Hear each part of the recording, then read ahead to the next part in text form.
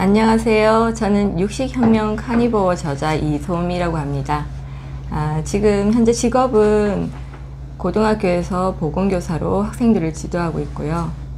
제가 40대가 넘어서면서 몸이 많이 안 좋아져서 그 계기로 여러 가지 식단이라든지 건강에 관한 생활 습관을 시도하던 중에 알게 된 식단으로 크게 효과를 보고 학생들한테도 적용해서 많은 효과를 보았습니다. 주변에 많은 지인들도 많은 효과를 보았고요. 그래서 그 내용을 책에 실어서 많은 분들께 도움이 되고자 이렇게 집필을 하게 되고 출판을 하게 되어서 기쁘게 생각하고 있습니다. 안녕하세요. 공저자 김근영이라고 합니다. 저는 영어학원을 운영했고 지금 한국 프로골프연맹 이사로 재직 중입니다. 저는 20년 넘게 만성 피로 증후군으로 고생을 했는데 이 식단을 만나고 많은 도움을 얻고 완전히 회복하는데 아주 크게 도움이 되었습니다.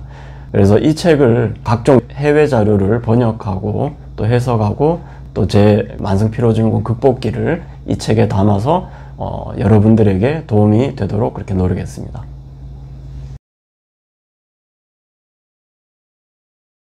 카니보어 식단은 오로지 동물식품만 먹는 식단인데요. 흔히들 황제 다이어트가 아니냐고 물어보시는 경우가 있는데 그거와는 좀 다르게 동물의 머리부터 발끝까지, 그러니까 내장, 그다음에 지방이 풍부한 부위, 이런 부위까지 모두 포함해서 동물식품을 골고루 먹는 식단입니다. 이 식단을 시작하고 나서 제가 겪었던 영양결핍 증상, 그것으로 인해서 겪었던 만성염증 증상들, 그 다음에 많은 질환들, 그것들이 다 치유가 되었고요. 몸에 필요한 영양분이 매우 충족되니까 활력도 넘치고 삶의 어떤 라이프 스타일의 혁신을 이룬 식단이라고 감히 말씀드리고 싶습니다. 카니보어 식단은 동물성 식품을 제외하고 나머지 다른 식물성 식단이나 다른 기타 식품들을 좀 제한하는 그런 식단이고요. 동물성 식단을 하면서 여러 가지 좋은 점이 있는데 특히 우리가 탄수화물을 많이 먹으면 이제 졸리고 염증도 많이 생기고 이게 모두 이제 인슐린 작용과 관련이 있는데요. 저는 카니보어 식단 하면서 아무래도 좀 제 나이에 비해서 아주 많은 활력과 체력이 탁월히 좋아진 것을 느끼고요. 특히 아내하고 한강에서 자전거 타면 한 6시간씩 막 타는데 정말 체력이 엄청 좋아졌구나 라는 걸 많이 느끼고 있습니다. 저는 처음에 몸이 안 좋아지고 기존 건강 상식에 의한 방식으로 식단과 생활 습관을 유지했었던 사람으로서 제가 또 간호학을 전공했잖아요.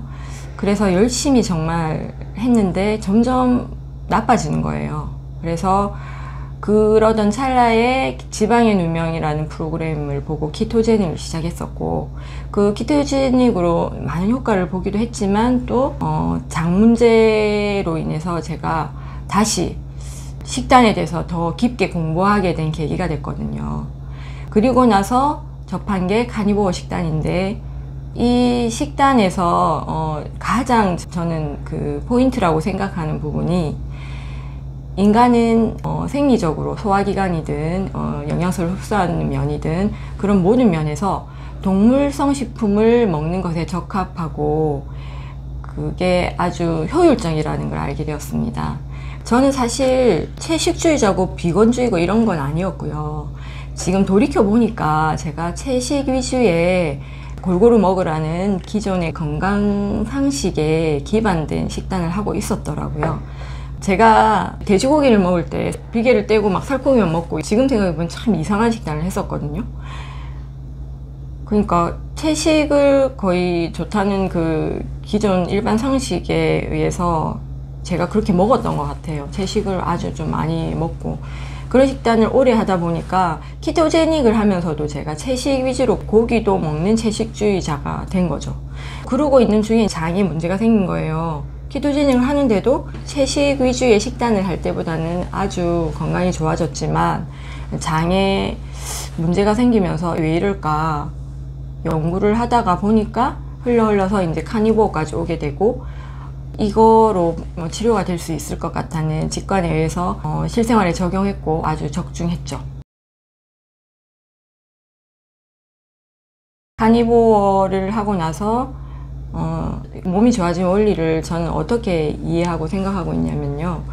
인간에게 가장 생리적으로 적합한 식단이라서 동물성 식품을 먹었을 때 몸에 꼭 필요한 영양소들이 꽉꽉 채워지고 충분해지고, 그럼으로써 건강도 기존에 채식을 했을 때보다 훨씬 더 좋아지고 활력도 넘치게 되고, 이거는 뭐 제가 너무나 극적으로 경험한 얘기라서 확신 있게 얘기할 수 있습니다. 저는 20년 넘게 만성피로증후군 앓으면서 이제 온갖 좋다는 약, 특별한 치료법 찾아다녔는데 사실 모두 소용이 없었습니다. 그래서 식단에 관심을 가지게 됐을 때 사실 먹는 거 바꿔서 그렇게 좋아지겠느냐라는 생각도 했는데, 실제로 잘못된 상식으로 제가 잘못 먹고 있었던 게 많았습니다. 특히 기본적으로 저도 특히 이제 빨간 적색육을 먹는 게 심혈관 질환도 일으키고 몸에도 안 좋다고 해서 저도 굉장히 조심하고 사실 고기를 좋아하는데도 불구하고 많이 먹지 않았어요. 그래서 제가 생각하기에 식단을 바꿨을 때 가장 처음으로 좋았던 것은 충분한 지방과 단백질이 보급이 되어서 영양이 제대로 공급되지 않았느냐라는 생각을 하고요. 또 제가 식단에 그렇게 신경을 안 쓰다 보니까 그전에는 가공식품 같은 것도 무분별하게 먹었는데 식단에 신경을 쓰면서 좀 그런 부분을 상당히 절제해서 몸에 이런 많은 안 좋은 것들이 들어오는 걸 막은 그런 것도 아주 도움이 되었던 것 같고요. 또 채소나 과일에 대해서 또 제가 과도하게 일반 상식처럼 좋다고 생각해서, 특히 현미 같은 경우 저는 뭐 현미가 몸에 좋다고 해서 열심히 먹어봤는데요. 제가 제대로 소화를 못 시키니까 변으로 그대로 나오더라고요. 그런데도 불구하고 저는 그런 걸 열심히 이제 먹었는데 이제 그런 부분들이 사실 몸에는 안 좋게 작용을 했던 것 같습니다. 그래서 그런 부분에서 다시 한번 정리하면 충분한 지방과 단백질이 또 공급이 되었던 부분이 있고요. 비타민, 미네랄 이런 게 좀 채워졌던 부분이 있고, 제가 제대로 소화 흡수할 수 없는 그런 채식으로 인해서 또는 과일식으로 인해서 어떤 나빴던 그런 폐단 같은 것도 많이 개선되었다고 생각하고요. 또 가장 중요하게는 가공식품, 이거 절제하는 데서 오는 그런 혜택도 많았다고 생각합니다. 그리고 채식 위주로 했을 때 가장 최근에 제가 충격받은 부분이 이제 식물 독소 부분이거든요. 식물 독소가 자연적으로 발생하기 때문에 사람들은 거기에 대해서 심각하게 생각을 안 하는데, 그 식물 독소 때문에 제가 장이라든지 만성염증에 엄청난 나쁜 영향을 미쳤다고 생각하고, 그거를 실생활에 적용해서 실험적으로 해봤을 때 채식 위주의 식단보다는 동물성 식품의 식단이 훨씬 더 인간에게 적합한 식단이다 라고 결론을 내리고 있습니다.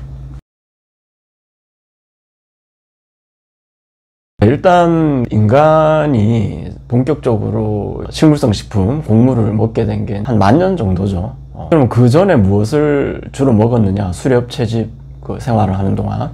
그래서 이스라엘의 고고학자 미키 벤도르라는 분이 계신데, 그분들이 방사성 동위원소로 원시인의 뼈를 분석한 결과 지방이 많은 동물을 섭취했다라는 것을 연구해서 알게 됐다고 합니다.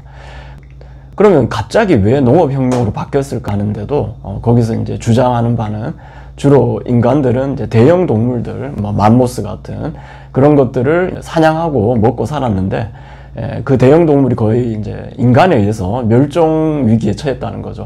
그래서 먹고 살 게 없으니까 이제 농사를 짓기 시작하지 않았느냐. 근데 그 농사를 짓기 시작하기 전에 인간의 뇌가 아주 급속도로 발달이 되었다고 합니다. 그 이유를 또 역시 동물성 식품에 섭취해 있지 않느냐.